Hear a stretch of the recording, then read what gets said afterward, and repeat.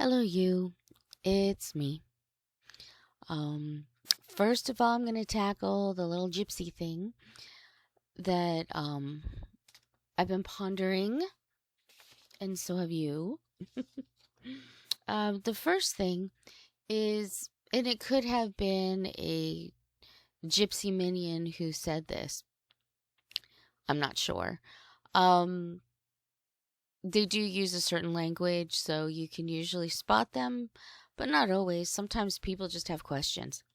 So the first thing was um, when Nick John was being interrogated, before he was being interrogated, he was sitting in this little room for a long time. Trixie Lane, I believe, is the one who put out the 5 parts on him and him talking to himself. Well, one of the things that he said was there were like 10 people there. And meaning when he arrived at Gypsy's house on that night, there was 10 people there.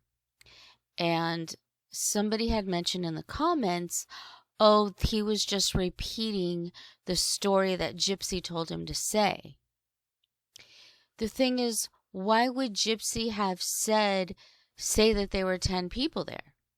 That doesn't make any sense. That seems opposite to what she was trying to portray, which makes me think that there were more people there when he arrived at the scene before he supposedly did the crime.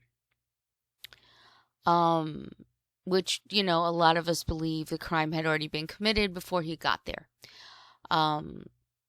So him saying there were like 10 people there, that says to me that there is a likelihood that there were actually other people there when he arrived at Gypsy's home.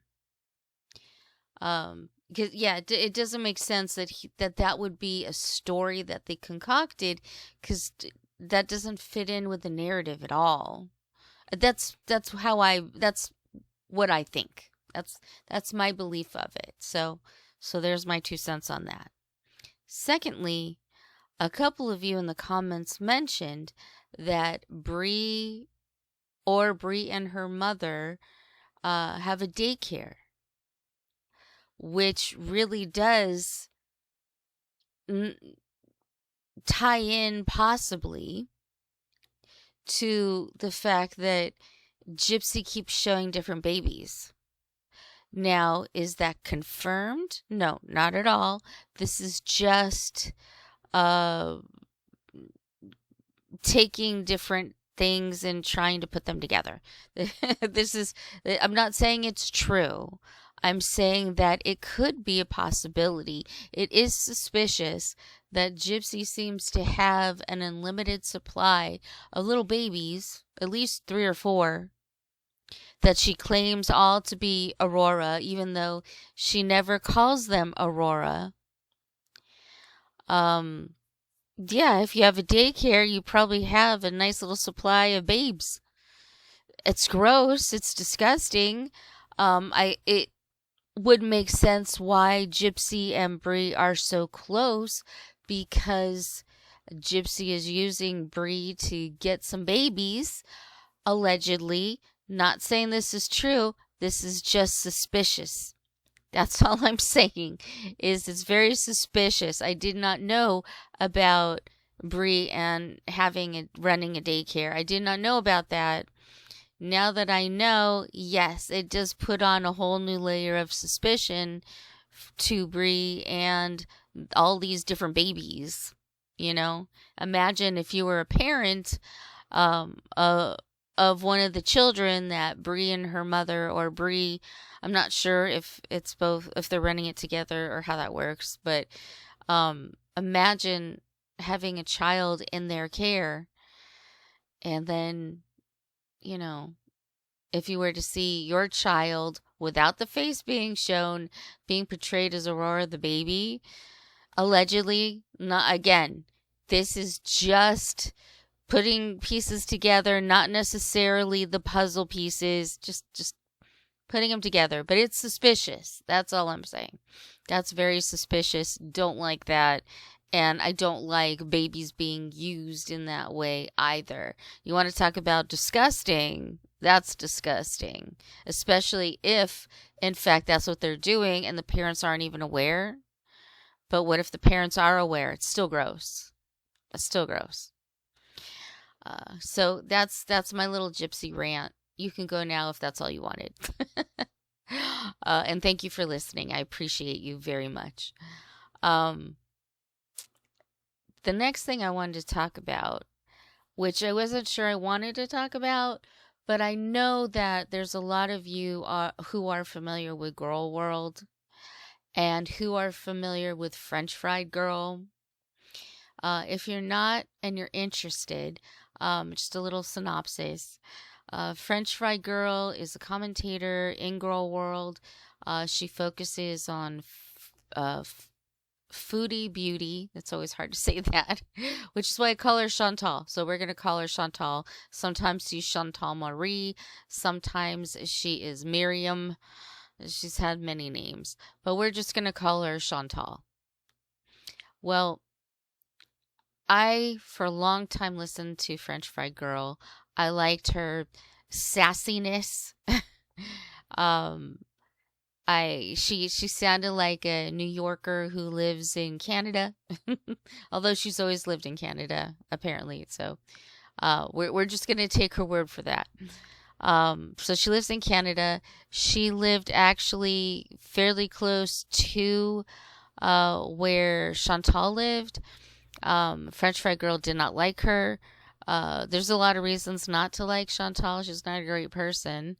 But in particular, she seemed to be not the best pet parent. We'll say that.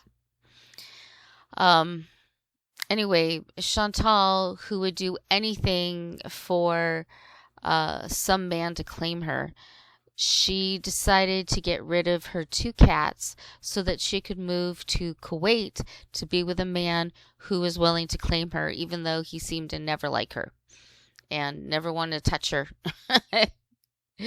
That's a whole nother thing. One of these cats was an elderly cat who had to have been at least 18 years old at the time. And she was just willing to give the cat away. And, of course, French Fry Girl thought that was horrific. So she convinced her brother to go and get the cat. Chantal was willing to give both cats away, and she did. So she gave BBJ to French Fry Girl's brother. Now, the story that we were told is that BBJ, this beautiful elderly cat, was quite ill, so French Fry Girl paid for all of the vet bills to take care of her, to keep her comfortable, and let her retire and live out her last years of life comfortably. She said that her sister-in-law was taking care of her, and she's living her best life. She got her a fancy collar and a catio, which is like an outdoor thing that you can put your cat in where they'll be safe, during the summer days so that they can enjoy the weather. And French Fry Girl painted this beautiful picture of this beautiful life that BBJ had. But recently, I guess, her brother ratted her out and said, 1, I'm not married. 2, French Fry Girl has the cat. And 3, the cat passed away in 2023, which was, the claim was about 8 months after she got the cat. The problem is that up until very recently, French Fry Girl was saying that the cat was still alive and living its best life, even though the cat was living in her home with apparently 2 dogs. I know she had 1, but 2 dogs. And she's also a heavy smoker. So this poor elderly cat moving to a new home, to a new situation with 2 dogs. She's never been around dogs and a lot of smoke. Hopefully, French fry girl moved into another room or went outside, whatever, to smoke. Nothing was what French fry girl said. And to take donations specifically for BBJ, for treats, for food, to help pay for vet bills when the cat was no longer alive. It just, I mean, I know a lot of people are saying a lot of harsh words. What a scammer, what a bitch, what a blah blah blah, what a liar. And she is. I'm not going to candy coat that. But to me, it was just so ultimately disappointing. I really loved French Fry Girl. I mean, really, I was so in her corner. I so enjoyed her content. It wasn't until actually about the time that BBJ actually died, but we didn't know it. That was the time where I felt like she was getting a little too harsh and just going at Chantal in a way that I didn't like. And it definitely, I was feeling weird vibes. It was off. And so I just stopped listening for a while. And for a while turned out to be just didn't listen to her at all anymore. But I didn't think that she would go so low as to scam her audience like that.